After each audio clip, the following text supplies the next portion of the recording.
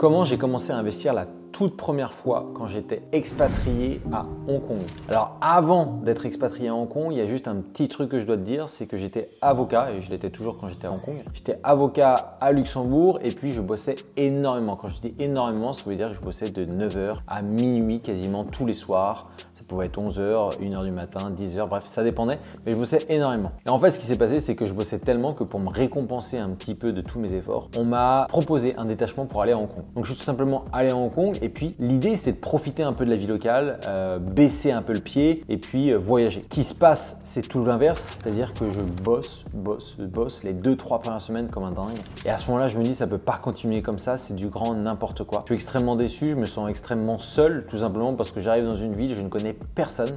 J'ai d'ailleurs fait plusieurs fois dans ma vie et ça c'est pas forcément quelque chose de facile à gérer au début. Et pourquoi c'est important à comprendre? Parce que c'est finalement ce contexte difficile de dur travail, de dur labeur, j'ai envie de dire, même si j'étais pas dans les mines, mais je souffrais parce que je faisais des gros horaires. Et ce contexte de isolement un petit peu tout seul au milieu d'une ville gigantesque. Il faut savoir que Hong Kong, c'est à peu près de mémoire 7-10 millions d'habitants. Il y a une densité par population qui est juste énorme parce que 70% du territoire est protégé. Donc ça veut dire que les gens vivent sur seulement 20-30% du territoire. Donc c'est extrêmement compliqué et c'est pour ça qu'il y a des tours immenses. D'où le côté un petit peu seul au monde, entouré de plein de gens. Mais finalement, je remercie tout ça un petit peu parce que c'est ça qui m'a permis de me motiver et d'investir dans l'immobilier. Alors c'est pas fait comme ça. Un jour, je descends, ça m'a marqué, de ma grande tour de bureau en plein centre. Je sors, je me retrouve tout seul dans la rue, il est 23 h. Je passe dans des rues, il y a plein de monde, mais je me sens seul au monde. Parfois, je suis tout seul. Et à un moment, je me dis, ça doit s'arrêter cette vie.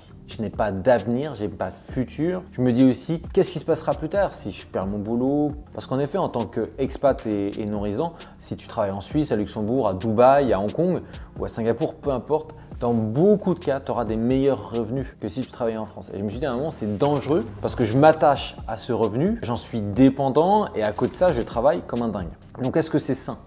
Et forcément, ça ne l'est pas. Et là, je me dis, il faut que je trouve une solution. Alors, j'appelle 2-3 amis, je réfléchis. Un ami me dit notamment de poursuivre davantage mes études en faisant un MBA. J'étais déjà avocat. Lui, il pensait que c'était encore mieux de faire encore plus d'études, de passer de 7 années d'études à peut-être 8 ans. Honnêtement, pour moi, c'était une mauvaise solution parce qu'un MBA, d'ailleurs, il faut savoir que ça coûte dans les 100 000 €. C'est extrêmement coûteux. Et puis, j'allais retourner un peu dans ce système terrible de travailler comme un dingue. Et donc, à un moment, je réfléchis et puis je pense à l'immobilier. On est en 2016, octobre 2016 de mémoire, et je me dis l'immobilier. À cette époque-là, il n'y a pas grand-chose. On n'a pas grand-chose, on a des livres, on a Internet, hein, évidemment ça existait, mais ce n'était pas aussi développé. Et puis dans tous les cas, pour quand on est non-résident, il n'y a absolument rien. Donc je me lance, j'essaye, je regarde un peu, je lis des livres, je bookine, je me forme un peu en fait, hein, c'est ce que je fais. Et puis je contacte un agent immobilier, alors je mets en place certaines petites astuces parce qu'au début je contacte les agents immobiliers et très vite je m'aperçois qu'ils ne me répondent pas, ou alors s'ils me répondent c'est très bien, mais ça me coûte un peu d'argent quand même d'appeler depuis Hong Kong vers la France. Ou alors il ne me rappelle pas, parce que très souvent un agent immobilier il est occupé, il est en visite, donc il ne te répond pas tout de suite. Et donc là c'est un premier problème. Pour autant je continue, je me dis non je vais continuer. Pareil, les investissements clés en main ça n'existait pas énormément, c'était vraiment le début, même si ça existe depuis la nuit des temps.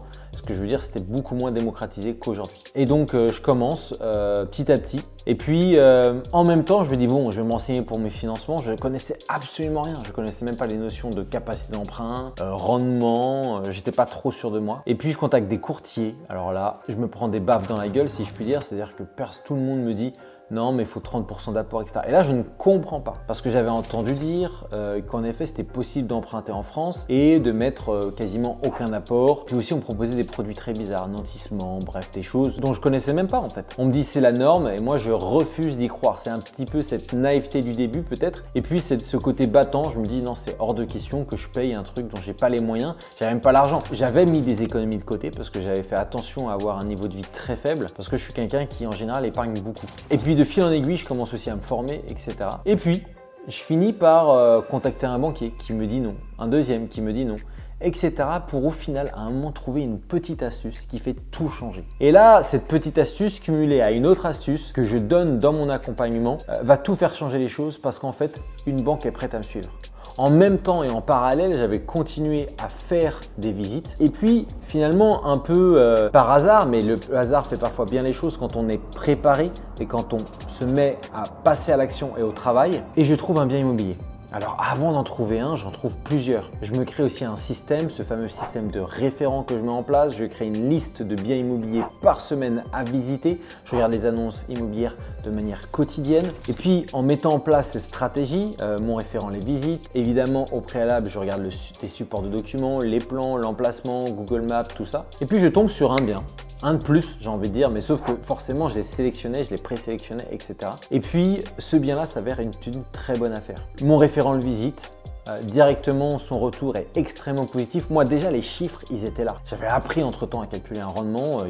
J'avais regardé un peu sur Internet, j'avais potassé les maths. Bon, c'est pas très compliqué. Un rendement, si tu veux tout savoir, c'est ton loyer annuel divisé par le coût d'acquisition de ton bien immobilier fois 100 pour obtenir un pourcentage. Et là, je me dis, c'est bon, il faut que je me lance. Alors évidemment, sueur froide, stress, j'irais presque jusqu'à dire tremblement, non, j'exagère. Mais en effet, premier achat, c'est comme les premières fois, c'est toujours un peu compliqué, c'est toujours un peu stressant. Mais je fais une offre directement au prix. Je m'en souviens, ce bien-là, je l'achète de mémoire à 135 000 €. C'est un bien qui est situé à 2 minutes à pied d'une gare, d'une grande ville française de l'ouest de la France, vraiment qui est dans le top 10 des meilleures villes en France, donc très bien situé. Je fais l'offre directement, j'envoie un email ou un texto, je ne sais plus, et puis l'offre est immédiatement acceptée.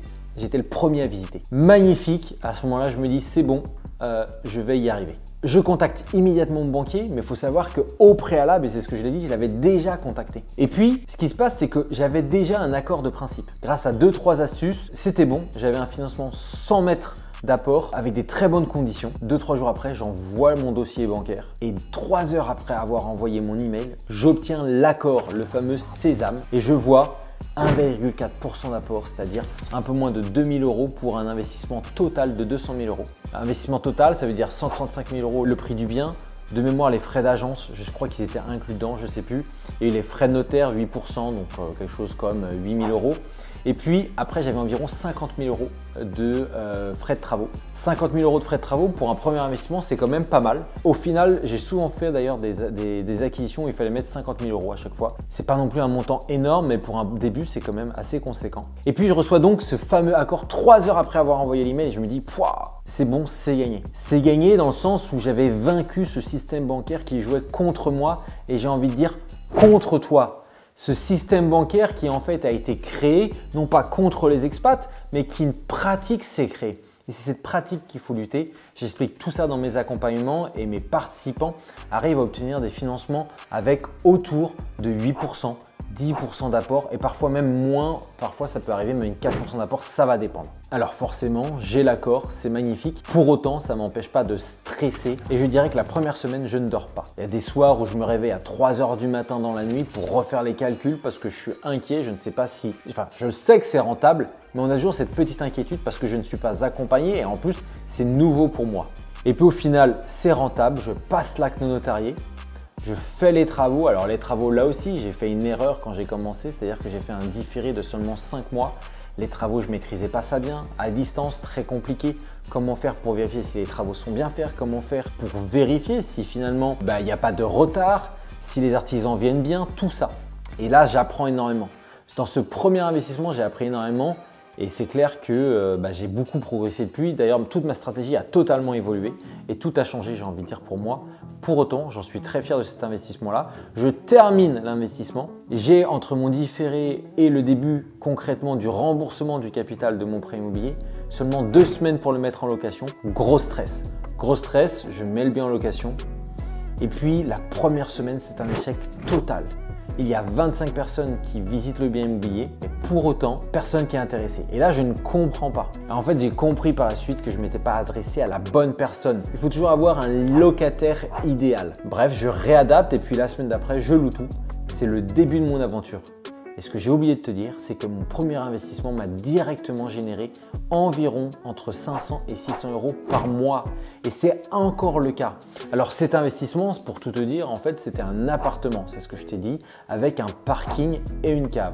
Le parking était extrêmement utile puisqu'on est à côté d'une gare. Donc pour optimiser le rendement, j'ai loué de manière séparée le parking et l'appartement. Comme ça, forcément, tu peux toujours louer un peu plus cher quand tu divises. C'est comme une division de lot ou une division d'appartement, tu pourras toujours louer beaucoup plus cher. Au début, ma stratégie, c'était de réaménager complètement l'appartement pour faire 3 chambres. C'était un appartement de 70 mètres carrés. Il s'avérait qu'il y avait seulement une chambre, ce que pour moi était une aberration d'un appartement de 70 mètres carrés, d'autant plus qu'il était traversant. Donc on pouvait optimiser tout ça. C'est ce que j'ai fait, j'ai optimisé tout ça.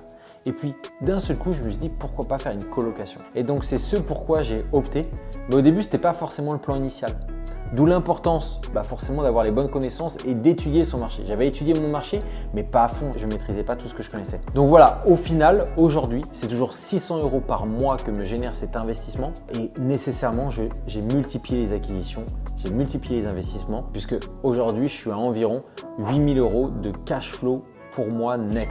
Donc ce qui est quand même extrêmement important, surtout quand on est non-résident et expatrié. La morale de l'histoire dans tout ça, c'est que 1, c'est possible quand on est expat.